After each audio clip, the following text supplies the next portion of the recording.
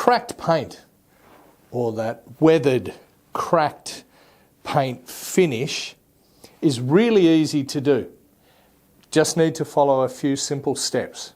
So to get a reliable cracked finish every time, it's really simple. 3 easy steps.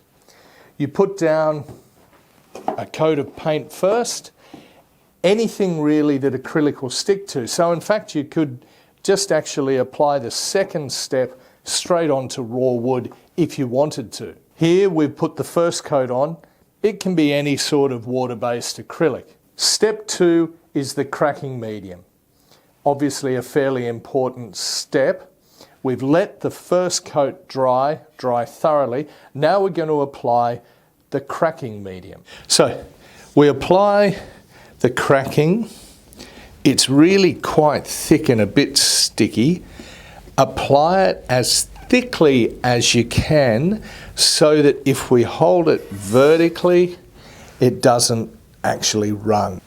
It will level itself out. You want to spread it out as evenly as you can, but don't be too concerned if it doesn't look as though it's really even. The one thing you need to make sure you do though is cover the whole surface, because if the cracking medium isn't there, it won't work.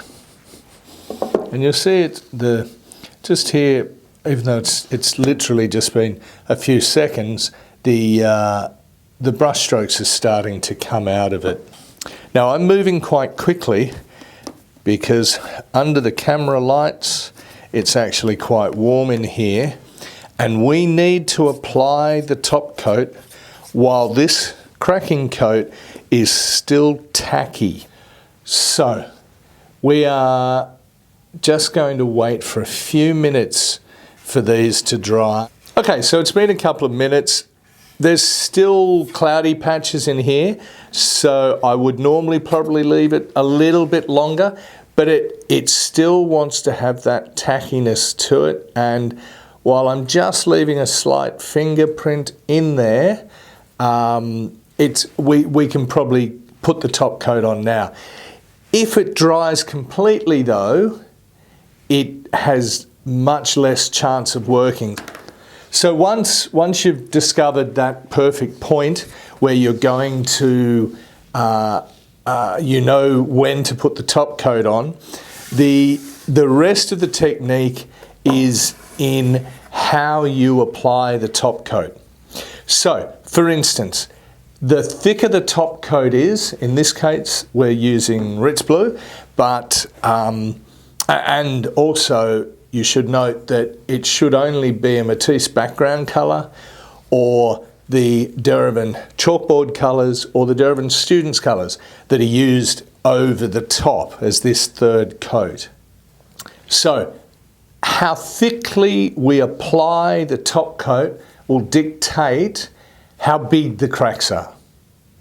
And I'll just explain that, because if you understand how it works, then it kind of makes it easier to work out what the result is going to be when you apply the top coat. So paint makers have been trying to stop paint from cracking for years. So when we put the paint on, the paint is going to try, this top coat is going to try not to crack. And the thicker it is, the less cracks you will get, because there's more paint there to hold together.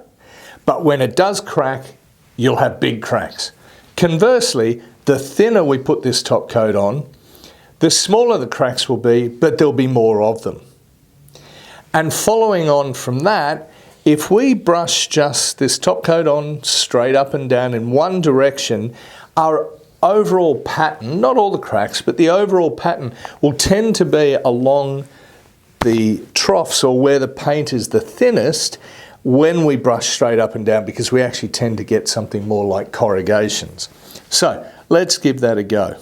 So I'm going to put the top coat on really thin, and I'm going to put it on very randomly. Now the other thing to be mindful of, you must not go back over the same area.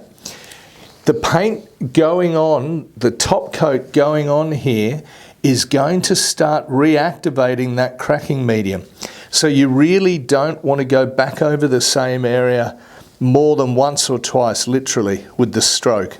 And you can see I'm just randomly dabbing the top coat on, and it's reasonably thin. I could probably get it a bit thinner if I wanted. But you can see the cracks starting to form now. Make sure you cover the area 100% with paint, but I can't reiterate enough, don't go back over the same area or you will start to pull. The top coat will have reacted with the cracking and you'll take it with it. So I'm just going to now rework an area that's, because none of it's dry at the moment and the cracking will still continue to happen for some time. But up here where the cracking started, if I keep doing that, I just felt then the whole lot end up on the end of my brush. And that will remain now exactly the same. It really won't crack anymore because we've now just blended the top coat with the cracking coat. Okay, so now with this one, I'm going to now go in the one direction to try and get the overall pattern heading in that one direction. And it's that simple. Now I'm going to try one of my favourite techniques, which is using a sponge.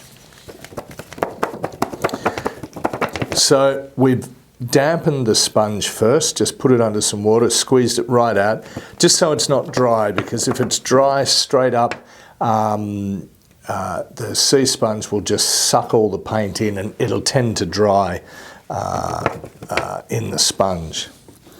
Okay, so we want to make sure we're covering it 100%.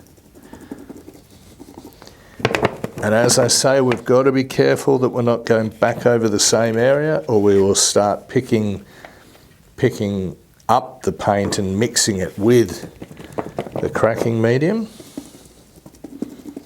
So I'm just trying to keep that edge wet. And the sponge is just going to give us a randomness, unlike generally when sponges are used and you will only apply about 50% of the surface area with paint. We want to apply 100% or very close to it. We just want that really randomized, rounded sort of crack. You could get it stippling with a brush as well. And the final board I'm going to do it, the top coat really thick, and we will only get a few cracks, but they'll be quite large ones. So I'm actually going to drip the paint on so we can get it as thick as we can. Not normally what you would be doing with paint, but it's an effect. And now really we just need to wait for those to dry. So now our top coat has fully dried and we've got a whole lot of different patterns as was dictated by the way we applied that top coat. And something I'll mention, it's a good idea to varnish the cracking, especially if it's going to go into somewhere where it's likely to get touched regularly or get wear and tear. Just especially you can see here with the thicker crack, you can quite easily pick up some of those edges. So by varnishing the whole work, you'll hold all of that together. The thing to keep in mind, you must use a solvent-based varnish. So the Matisse Turb-based varnishes or a solvent-based varnish of some sort, a water-based varnish may well continue to crack. It might not, but it might. So to make sure that doesn't happen, a solvent-based varnish over the top, and you're done.